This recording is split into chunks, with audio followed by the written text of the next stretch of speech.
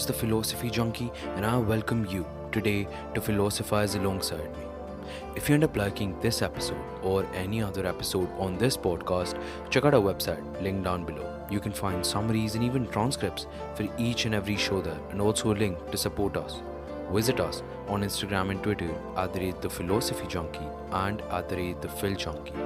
Furthermore, if you're feeling generous today, you can visit our page on patreon.com/the Philosophy Junkie and consider donating money for some additional content. Just a disclaimer before we begin though. I would recommend you bear in mind that our journey won't be one of name dropping, but rather be focused on thoughts, ideologies, and beliefs. We will focus more on the what rather than the who of things. Thank you for choosing this podcast to fill your time of the day today, and I really hope you enjoy the show.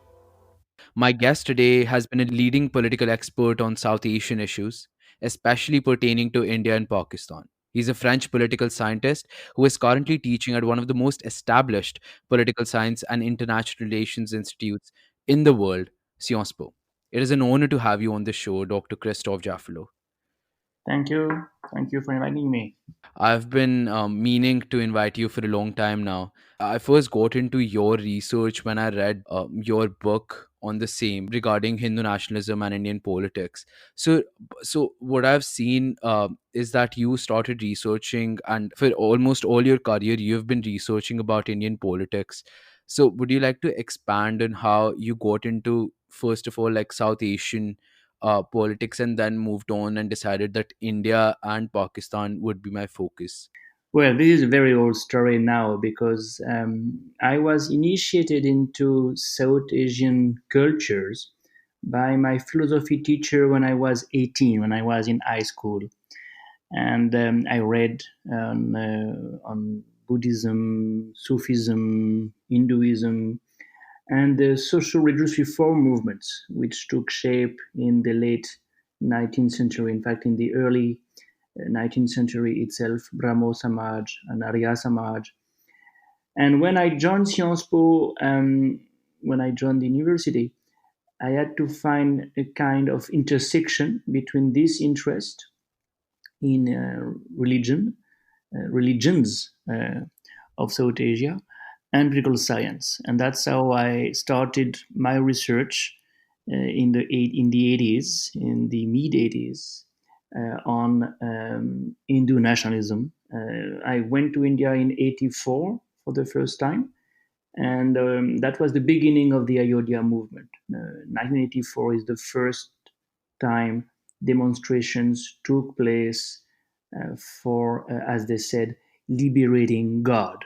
And then my PhD was on the Sangh River in Madhya Pradesh, mostly because that was an understudied part of the movement. And I carried on working on in Dudva, but also on caste politics, including Dalit politics, and I did my biography of Baba Sahib Ambedkar, and then a book on the OBC movement in North India before turning to Muslims in India. And the book I did, the one you referred to on Muslims in Indian cities, was co-edited with one of my colleagues, Laurent Gaillet, and was published in 2009. At that time, I had also started to work on Pakistan, and for the last 20 years now, I quote unquote commute between the two countries, paying as much attention to Pakistan as to India. This might be a very interesting period for you when the leader of our country is going to it has finally ended, or at least we think he has ended this issue of the Ram Mandir and the Ayodhya issue that started when you started to get into Indian politics, especially the intersection or the nexus of Indian politics and Indian religions. So I saw your tweets and I saw how what your response to the situation was. But where do you think things should have gone? when they first came out with the verdict in November 2019, post which Supreme Court laid out the conditions for the Ram Mandir, and then they also made some provisions for the masjid. Do you think it could have been handled better by not only Narendra Modi, but also people from the Hindu community as well, keeping aside politics for a second? If it's just a religious and a question of community, like if it was, if the Hindu community in itself had to decide for itself where how they wanted to go about this, could something better have been planned, or some other provisions have been made in order to ensure that it becomes a topic to for both the religions to rejoice, rather than one religion to rejoice and the other to not feel as if they were not being included in the Indian society? Well, as a political scientist, what I find particularly disturbing is the way the Constitution of India has been disregarded. If you go by the Constitution of India, and you don't need to refer to secularism only, because it's only in the preamble. The verdict should have never been issued in the first place, because it is not based on the principles that this constitution is heralding. And secondly, the use of religion by politicians on both sides, probably, even if it has not been simultaneously used, should have never been allowed. And it's not only over the last few months that the problem has emerged. Repeatedly over the last decades, you can say now, religion has been used in politics in spite of the constitution making it impossible in principle. So we have a very disturbing is the word, disconnect between what the constitution says and what political reality becomes in India. And there is probably a moment that will be reached when this constitution will be discussed, because you can't have this kind of contrast between the text and the reality forever. And I think this may be the next step. And when you say that the problem has been ended, I beg to differ. The problem is just gaining momentum. And we may be only in the middle or even in the beginning of a process that may transform the country in something completely different. And that will be, of course, easier when the constitution is amended or revisited in more substantial manners. That is the next step. Well, one of the next steps. You'll have many other steps. There are many, many mosques that can be transformed into mandirs. So that list can be also used, and it may not be one temple, but many more temples that may be built in the coming decades. These are other steps. So I don't think the story is ended. Far from that.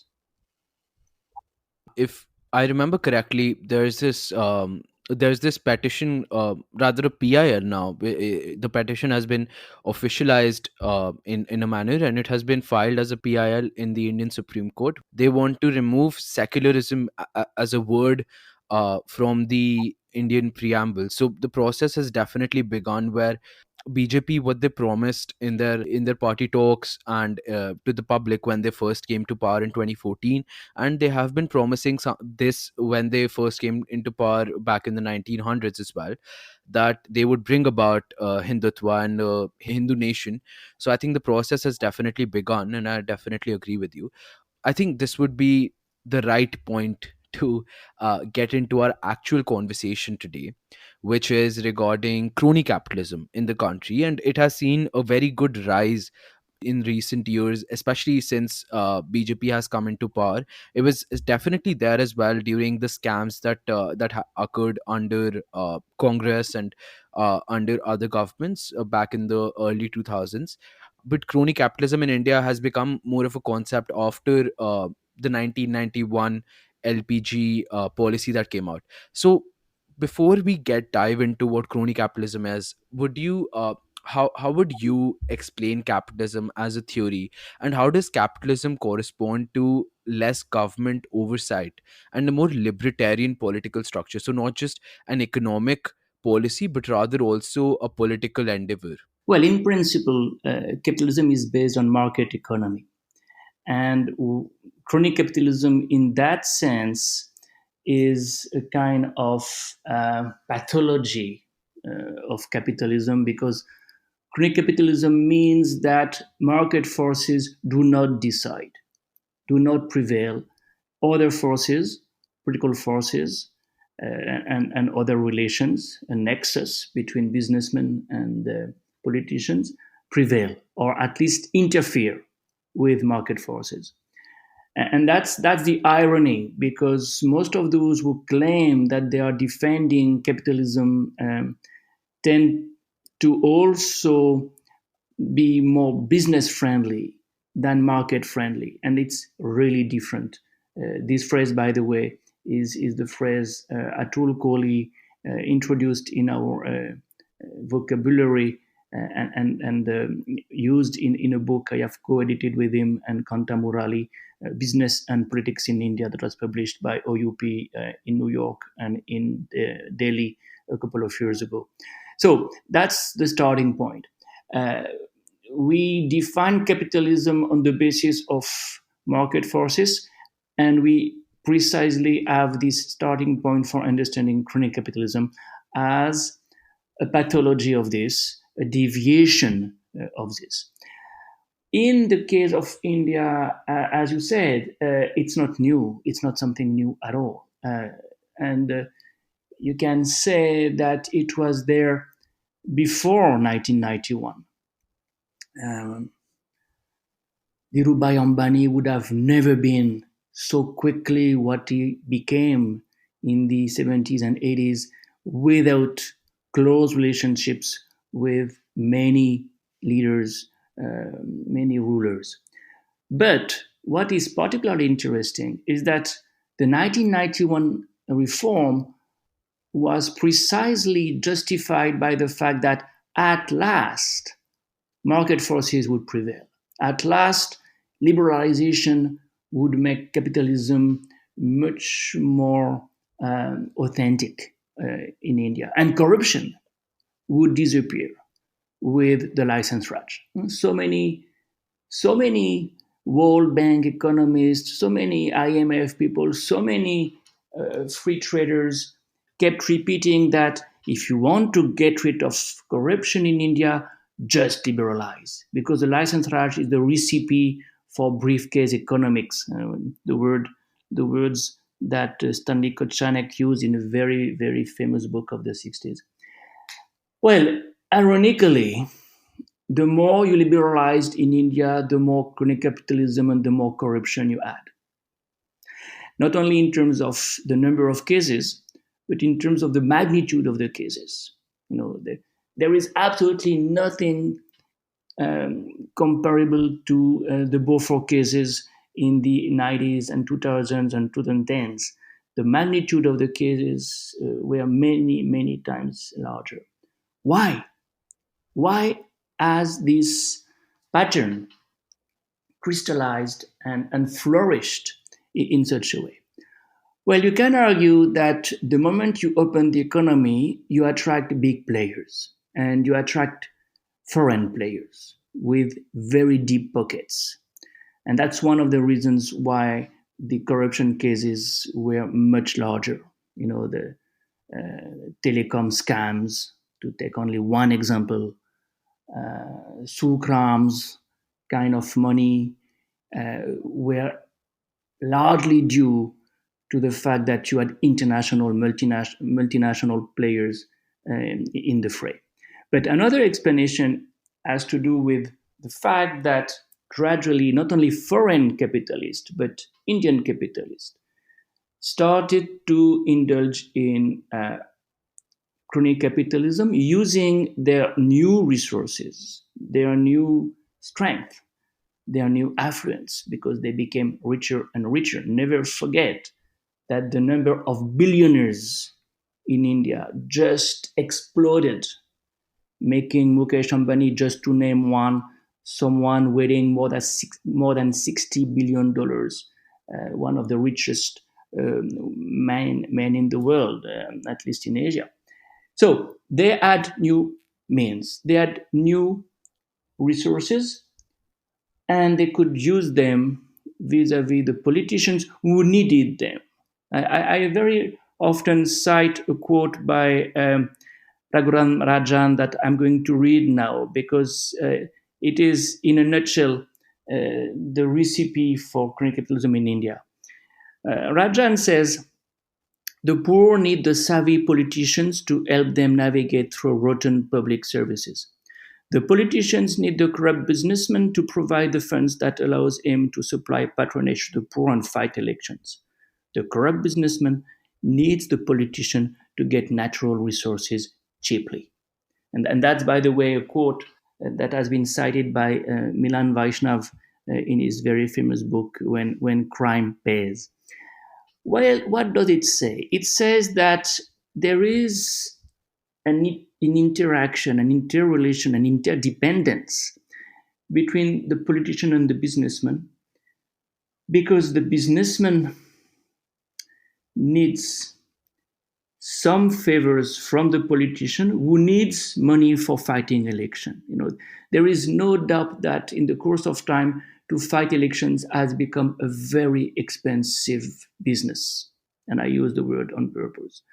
You can't fight an election in the Lok Sabha. I mean, you can't win a constituency of the Lok Sabha. You can't win a Lok Sabha seat if you don't spend minimum 20 crore today.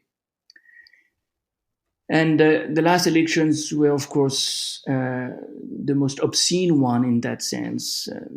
Something like $6.5 billion have been spent. No election in the world had ever cost so much, and BJP alone spent half of this money. So politicians need money, and for that they need businessmen. Businessmen need politicians. Rajan says because they need to get access to natural resources cheaply. That's one of the reasons. But they need the politicians for many other reasons. And one of them recently was access to loans, to credit. Why do I mention this in particular? Because this is one of the reasons why you have this huge problem that is the non-performing assets problem. Something that has been denied, ignored for years, and that is now bouncing back, boomeranging and affecting the Indian economy very, very badly. Why are NPAs directly related to the crony capitalist disease? Because when a businessman needs access to credit, when he needs a loan, he can ask his politician friend to twist the arm of the director of a public bank, who, by the way, has been appointed by the same politician, minister, or even more than that. So even if the investment that the businessman has in mind is not necessarily a rational one, we can say a reasonable one, even if it cannot generate the money you need for repaying the loan will be given. And why do the politicians twist the arm of the bank directors? Because they need the money of the businessman. They may also get a fraction of the loan themselves for their own political expenditures. Someone like Vijay Mallya got loans from 17 different banks. The total amount of loans he received crossed $1.4 billion. That's one example. There are many others. Uh, Credit Suisse in 2015 prepared a 44-page long report showing that a dozen of big Indian companies were responsible for most of the NPAs, and among them were companies which continued to receive loans. The Adani Group, for instance, in 2015 increased their debt by 16%. And they were part of this list.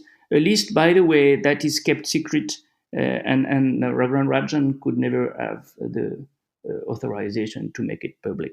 So there are many other groups, companies, which are part of this relationship with rulers of the country, and who are partly, not fully, of course, but partly responsible for this NPA's problem. What is interesting is that certainly there is this interdependence um, between businessmen and politicians, but there is something more now. There is something new. For quite some time, um, businessmen were businessmen and politicians remain politicians. Now there is a kind of osmosis, and you have businessmen becoming politicians and politicians becoming businessmen. The first scenario, businessmen becoming politicians, is again very well illustrated by the trajectory of Vijay Mallya. By the way, when Vijay Mallya became a Rajya Sabha member in the early 2000s, he had the support of Congress. He then joined the party that had been started by Subramaniam Swamy, but he was re-elected finally in 2010 with the support of BJP and GDS, showing that he had no party, and crony capitalists have no party anyway. That's, of course, a given. But what is interesting is, of course, that when they become politicians and when they become members of parliament, um, then crony capitalists are blurring this difference between the world of businessmen and the world of politics. Why do they do that? Why do they need to enter parliament? And by the way, this is not new. We saw that in the past. K.K. Birla was longing for a Rajya Sabha seat for years in the 70s and even before, and it's not new. But what is new is the kind of access and leverage crony capitalists can have in the upper house, for instance, because they are much more powerful and their resources are much larger than what they used to be. Well, to be in parliament for someone like Vijay Mallya meant that he could have access to many committees. Committees in charge of civil aviation, committees on industry, standing committee on commerce, committee on chemicals and fertilizers. The businessmen in parliament, belong to many of these committees. And that is very important because that gives them access to rules making. They are part of the definition of the rules which will regulate their own industry. Another interesting example, of course, is Rajiv Chandrasekhar, a Rajya Sabha member who was elected as an independent first and then re-elected as a BJP member in 2018, and who had founded Jupiter Finance, but was a member of the Consultative Committee on Finance and of the Select Committee on Real Estate, and so on. So they can shape the rules that will regulate their own industry. And that is, of course, a conflict of interest. It's a conflict of interest that has never been regulated because India is notable for the lack of any central conflict of interest statute. Even the registry of member interest that Rajya Sabha MPs must disclose are not available. Is not available to the public. Last but not least, to be part of these committees is also a good way to have access to the bureaucrat who will implement these rules. And we keep focusing on the nexus between politicians and businessmen, but we should also focus on the nexus between businessmen and bureaucrats. Bureaucrats are experts in their own domain, so they acquire very important expertise in all kinds of industries, of course, the ones they are in charge of. So, what we see more and more is companies in a position to attract bureaucrats who have acquired this expertise, and they hire them, they employ them after retirement or even now before retirement. So you could see this with Kingfisher. There were many bureaucrats, former finance secretary, for instance, former chairman of the LIC, of CB, and of the stock exchange, as part of the board of directors of Kingfisher. But you can see that also with the Adani Group, bureaucrats of the Gujarat State Petroleum Corporation, the ex-principal secretary of the Gujarat Maritime Board, joining the group. That's something usually understudied. And last, I will close with this. Just a word on the fact that you have also politicians becoming businessmen now.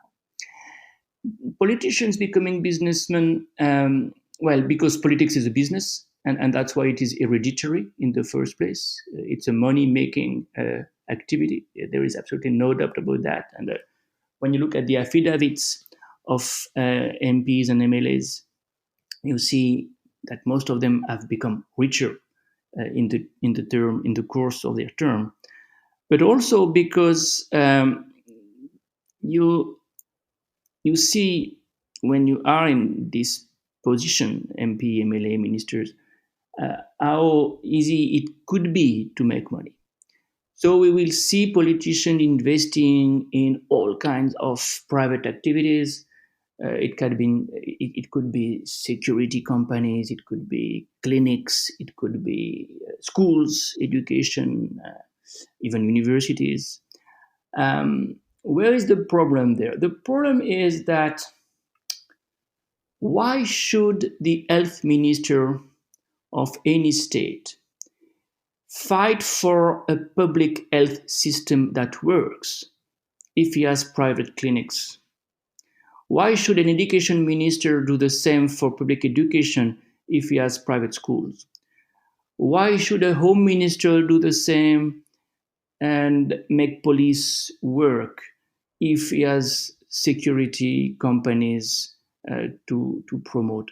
There is another conflict of interest there, and that's not something that is usually part of the political debate, public debate, partly because everybody is guilty. I mean, there is almost no party escaping this. In fact, in the book I had just referred to, the book I co-edited with Atul Kohli and Kanta Murali, there is a fascinating chapter by Asima Sinha showing what is the background of MLAs, MPs, ministers. Well, many of them have now a business background. That's something you can see when you see contractor or a businessman as a profession. And that's true of every party. It's not specific to any party. So why should these questions be raised by politicians in parliament if all politicians, all parties have some vested interest in this system to continue? A lot of people think crony capitalism to be this sort of has this sort of parasitic nature where one business tycoon is sticking to a political leader, or a leader is trying to stick to a business tycoon, but it's rather a symbiotic relationship where both of them keep shifting their play, and both, not just the play but also the players, so as to make sure that they are just going to be on top, whether they're with XYZ politician or XYZ business leader one day, or with another business leader or political leader on the other day.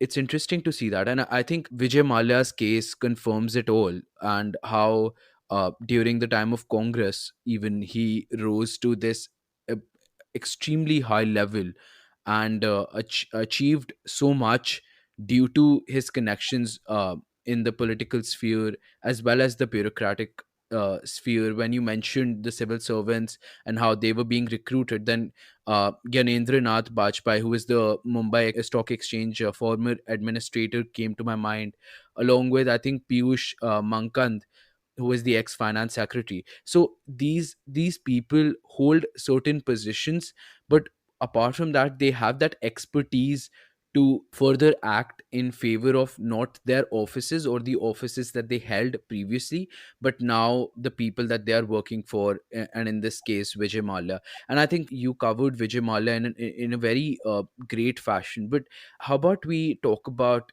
Adani now, because he would be a more appropriate example to take in the recent years, when his very good friend Narendra Modi has assumed the role of the Prime Minister of Republic of India. So do you think, and I think the statistics support this, do you think that there has been a major shift from how Adani operated when Modi was not in power to now how Adani operates when Modi is in power, not just in Gujarat but also in the whole Indian subcontinent? Well, I've not studied the Adani case after 2014 because that became too complicated.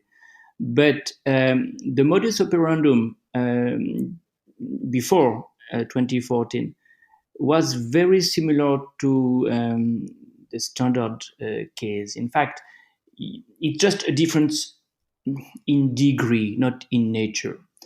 Uh, for instance, in Gujarat, the Tata Group, when they invested to build the nano factory, benefited from all kinds of concessions that could pertain to the kind of loans the Tata Group got. In fact, a soft loan of something like 10 crore at 0.1% interest rate and repayable in 20 years.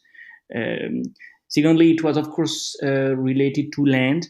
They got a lot of land, 1,100 acres of land, sold at something like 900 rupees per square meter when the market rate was about 10,000 rupees per square meter. Plus, of course, exemption of stamp duty and deferred payment of VAT on the sale for 20 years. All these things were not different from what Adani got, from what others got. Larsen and Toubro, SR Group got similar benefits concessions. Interestingly, this is very well documented in the CAG reports. The controller and auditor general did its job and reported on this, and he called this irregularities, and he bestrode undue favors of these companies to these companies. So these are citations. These were very well documented. In the case of the Adani Group, what was different was, of course, the proximity with Narendra Modi right from 2002. This is really a post 2002 scenario when within the CII, a fraction of the businessmen sided with Narendra Modi when another fraction was much more critical. So they got close, very close at that time, and remain so. So the more Narendra Modi appeared as a powerful man, the more Gautam Adani benefited from that. And in fact, you can see this when you look at the market capitalization. The market capitalization of the Adani Group increased by 8,615% between 2002 and 2012. That's not something you can only attribute to business acumen. That's something that has other um, explanations. So, in this particular case, of course, access to land at a very low price was clearly uh, almost systematic. Um, Access also to something very important, uh, public markets, and that's something Arvind Kejriwal criticized a lot in the 2012 election campaign in Gujarat. Arvind Kejriwal accused the Gujarat government of buying power from the Adani Group um, at a very high price when there were other possibilities. In fact, the Gujarat Mineral Development Corporation had made a better offer. But even more than that, even more than these benefits, concessions, the SEZ that was made available to the Adani Group, the Adani Port and SEZ, AP SEZ at Mundra in Kutch, was, of course, after 2003, a major advantage. Again, access to land, but also access to a part of the seat of the state that had not been open to industry for ecological reasons. And that's one of the, I would say, collateral casualties of crony capitalism, the environment. The regulations making it difficult to open mines, uh, cut the mangrove. All these regulations are somewhat forgotten, uh, and the rules are changed for this connection to remain.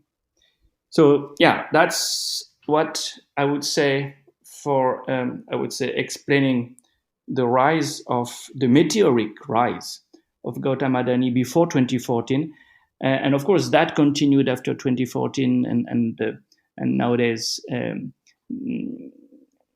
group is number two, which is something nobody could have anticipated. It was 500 times smaller than Reliance only 15 years ago. So this is clearly a remarkable case that needs to be investigated. But to investigate these kind of issues is very difficult. The problem now is that the regulators and the CAG are not in a position anymore to investigate the way they were. And that's why, in fact, I tend to say that we are not now in a situation where we have crony capitalists, we have oligarchs. Oligarchs are one step beyond. Oligarchs are so close to the power center, a power center that is much more authoritarian than the comparison. I would go one step ahead of this, and I would rather say that we now in this country have religious oligarchs. I think the main focus of Indian politics, and you've covered this, so you obviously know what I'm talking about, is more focused now instead of on development and other criteria, on communal issues and cost issues and things that might be very personal to people and might be something that identifies them. So this makes sure that they are able to not only relate to their leaders, and then the leaders are able to exploit them, but also they're able to enact whatever the leader is trying to get out of them. Well, you can also say that you have crony capitalists who are religious figures as well. Baba Ramdev is a very interesting example of a saffron-clad entrepreneur who is very close to power also, and who has access to public markets in a unique way. So yeah, there are many shades of crony capitalism. Definitely. Do you think now that these examples are being cited and we're getting into the details, and now we have covered Vijay Mallya, Adani, the Tata Group with its nano factory, and we even touched base upon Ramdev. Do you think we can see a similar rise of a repulsive nature from the people itself against Indian conglomerates like the Adani Group, Reliance, etc., etc., like we are seeing in the US now that the big tech companies have been investigated by the Congress, and they are being questioned right now regarding their privacy issues, etc. I mean, their reasons might be different for investigation. Obviously, we also saw how Cambridge Analytica and Facebook collaborated for the Donald Trump elections, etc., etc. Do you think a similar rise of hatred, or rather a sort of a blip on the radar of people, that oh, maybe this is going wrong in our democracy, is going to start rising, and people will start realizing, opening their eyes? Because when I think about this, and when you mentioned CAG being the only authority in India that is able to properly act on this, but now even considering, I remember sometime back the RTI amendment also that was put in place in the parliament, which made it very difficult for RTI people, for the people working in that particular sphere, to respond to RTIs accurately, and to ensure that there is transparency between the people and the government. So when I think of this, a very unique comparison or a juxtaposition, for example, comes to my mind when I remember reading about positive and negative justice, where positive justice is when you're ensuring that something happens. For example, the reservations in India are a type of positive justice, whereas with just normally granting rights to people, like what happened when racism ended in 1900s, early 1900s in the US, and the blacks were given their rights, and slaves were set free. And we just, I think a couple of weeks back was the anniversary for the same. They were offered negative rights. They were offered the right to pursue whatever they wanted to, but there was no enactment, there was no push that was given by the government itself to these people to ensure that they figured out whatever they wanted to do in their future. So similarly, here we're seeing that, the information might be present in this negative format, that it's there. If you research, if you go in depth, like you mentioned, Asim went in depth and he figured this out. If you go in depth, you'll figure it out and you'll understand, but it's not being actively pushed by the CAG or other journalists in front of the eyes of the people, that see, this is the data, this is what we correspond to, this is how Adani raised his debt by 16% in 2015, this is how Vijay Mallya acquired so much wealth during Congress, this is how the 2G scam happened, this is how XYZ thing happened. So there is information present in the public sphere. However, it is not being made accessible, or it is not being pushed by bureaucrats or even politicians of the other parties, etc., because even they have connections. They are not ensuring that the people actually know about this, even though if the people made an effort, they will understand what's happening and what's at play here. Well, the problem is that you miss two, um, you can say, sources of information. One is, of course, the media, and the other one is the, you can say, institutions which are there for access to information, and it's clearly the problem of the RTI Act today. Well, the media uh, have been part of the trajectory we've just described. Crony capitalism is also there. It's not as if um, businessmen were not interested in newspapers, in TV channels. Uh, they have invested in this domain. It's very opaque. We don't know much. It's amazingly difficult to find out who is behind Network 18, who is behind Living Media, the holding owning India Today. But there are suspicions that these big channels are now channels for communication and information are now part of big companies as well. So you have this reason why mass media will not inform the people on these issues. And the other reason is that many newspapers or even local TV channels or not so local TV channels belong to politicians slash crony capitalist. So who is behind Republic TV? Who is behind Sakal at the state level? Always people who are part of this nexus. So why should they make it clear to the citizens of India that this is happening? That's one big issue. And then you have another issue that is uh, how do you have access to information today? The Right to Information Act has been diluted. The Lokpal and Lokayuktas Act has been diluted to such an extent that you can only rely on very brave activists and as you know, dozens of RTI activists died over the last few years. The official records say that something like 70 RTI activists have been killed. Well, you can't rely only on the courage of activists for knowing the truth. So when the pieces of legislation which were supposed to ensure transparency, including the Whistleblower Act, by the way, have been diluted to such an extent. How do you have access to the information? So, for these two reasons, there's no way you can see these questions debated in the public sphere. And therefore, they are not there. They are not discussed.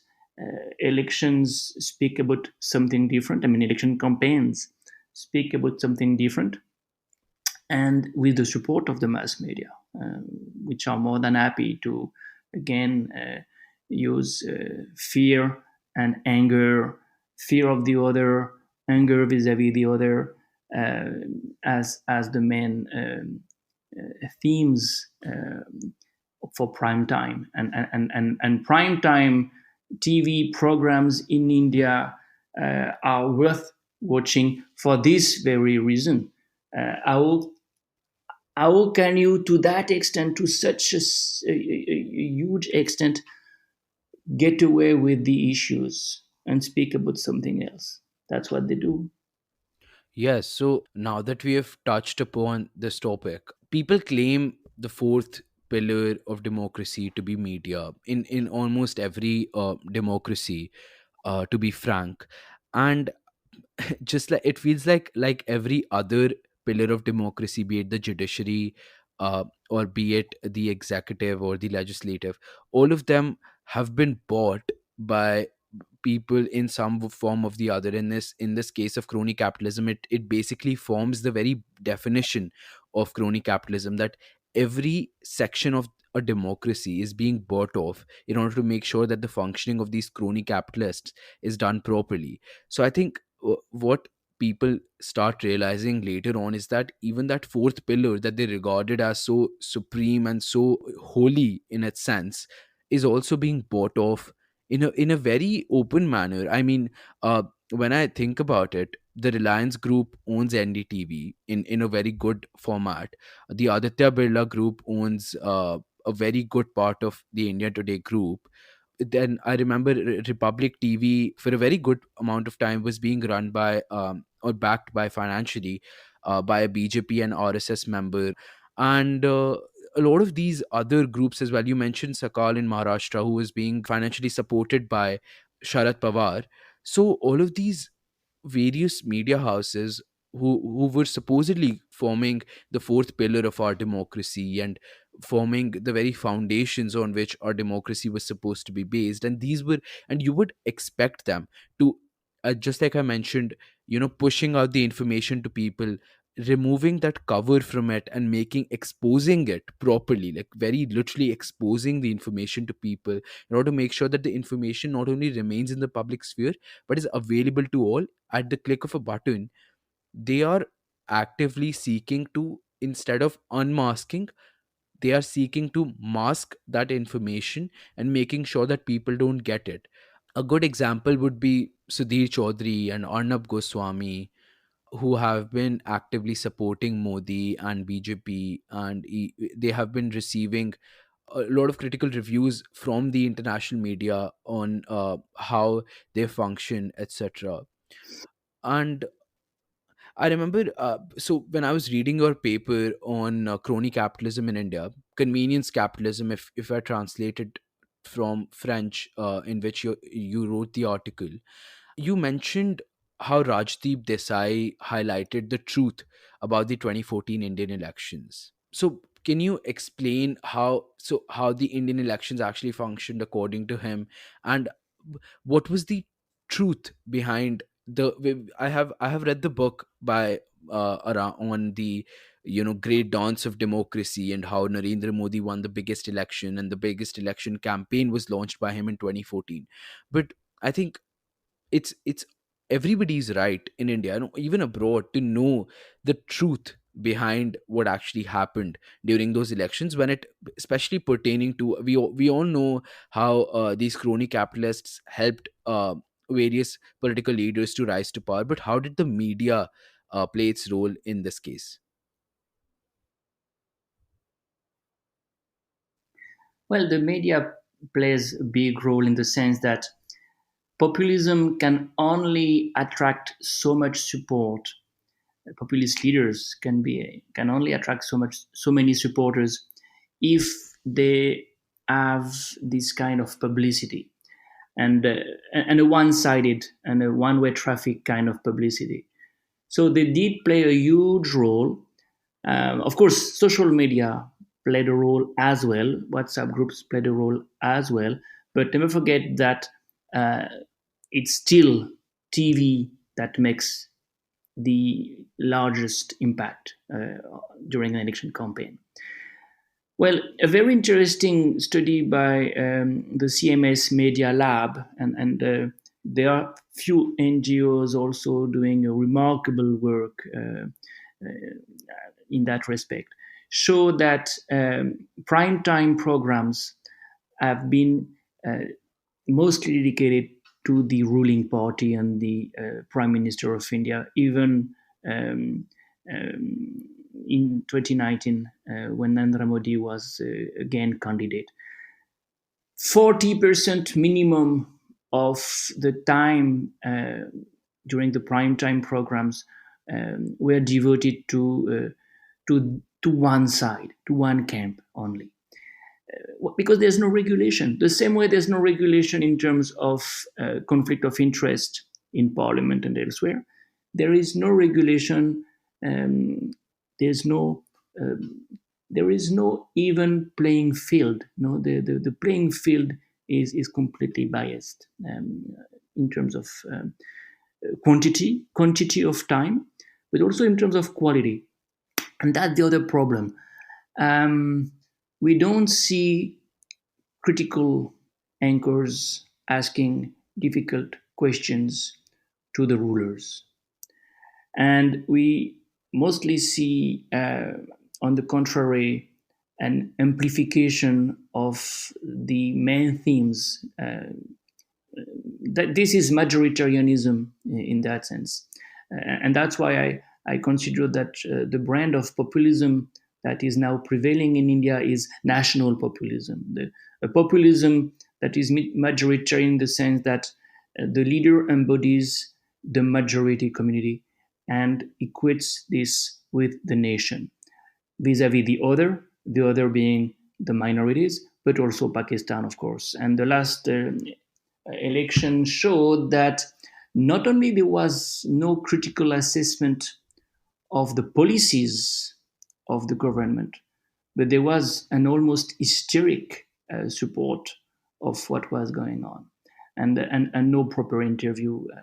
Not only there was no press conference, but there was no proper interview. So the only way out would be to regulate, would be to share time, to make sure that there is a debate, at least one debate. In the US, there are three debates between the two contenders. At least there should be one between the two main contenders for some pluralism, um, to be available to the citizens and the voters. But who will make this change? Who will reform the election process? Uh, because the winner doesn't need to share power. Never, never. So you fall back on the Election Commission of India. That's the only institution that can do something on the paper. But when the Election Commission of India said electoral bonds are not such a good idea because they would add more opacity to the funding of elections. Of course, they were rebuked by the ruling party and they were rebuked by the judiciary. Never forget that Supreme Court endorsed the electoral bond, showing that last gatekeeper, watchdog, had also shifted, changed a lot. And of course, one of the reasons why the judiciary has lost some of its independence is because we see now chief justices accepting post retirement jobs, which is something really not proper because the independence of the judiciary depends on the capacity of judges to be fully independent. As you see, it's not only the electoral system that is changing. It's not only a one party dominant electoral system that we see now. It's a new political system. It's a new institutional system. And to come back from that, to reverse such a trend, is an uphill task.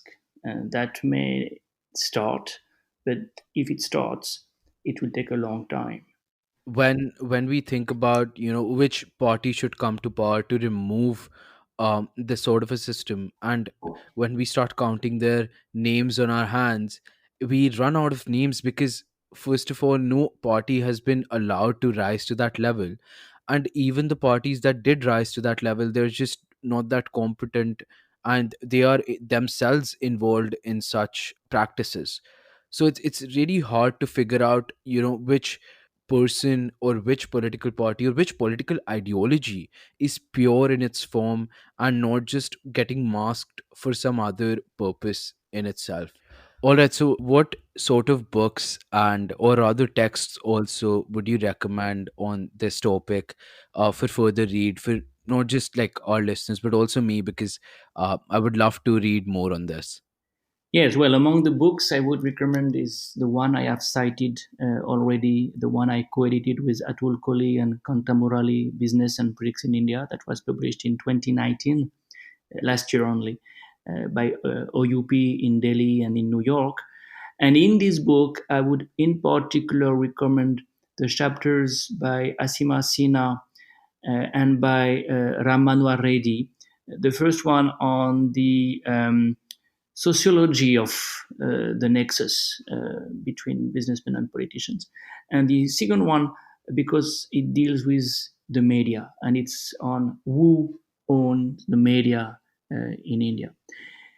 Beyond this, I would recommend the book by Jennifer Bussell, Corruption and Reform in India, a Cambridge University Press book that is really enlightening. On the NPAs, there is a very good article by Jayati Ghosh and Chandrasekhar in APW 2018, easy to find, the banking conundrum, non-performing assets, and neoliberal reform. That's something I really like.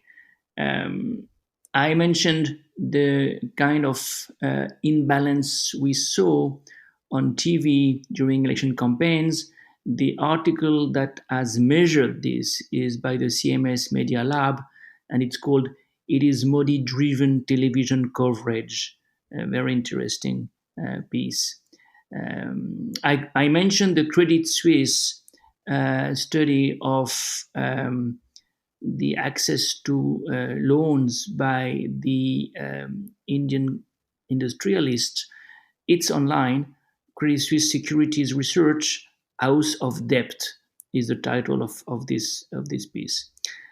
And of course, regarding Gujarat in particular, um, Paranjoy Guotakruto and others wrote this great book, Gas Wars, Crony Capitalism and the Ambanis. And Indra Irwe and Ghanshyam Shah and others had this great book in 2014, Growth or Development. Which way is Gujarat going? Because you can see how chronic capitalism is, of course, the recipe for growth without development. In terms of corruption, there is this larger perspective offered by Joseph, A Feast of Vultures, The Hidden Business of Democracy in India, published by HarperCollins in Delhi. And one of my young colleagues, Jules Naudet, and others have done a remarkable statistical study of the connections we were mentioning um, before.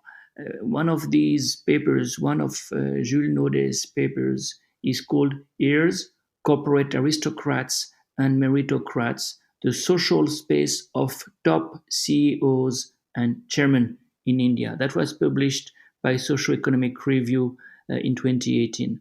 And last but not least, I started by mentioning a citation that Milan Vaishnav made, quoted by Raghuram Rajan. The lecture that Rajan gave in 2017 before the Chamber of Commerce of Bombay is called "Is There a Threat of Oligarchy in India?" And it's available online, and it's really illuminating. So I will stop with this one. I will end with this one, the one I had begun with. All right. Thank you so much, sir, for joining us. And it was an inspiring and rather a very informative discussion on not just how it functions in India, but rather overall how crony capitalism has started to gain a lot of traction all over the world. I'm extremely happy that we could have this conversation and expand on this topic. Thank you. Thank you, Tanishk. Thank you for inviting me.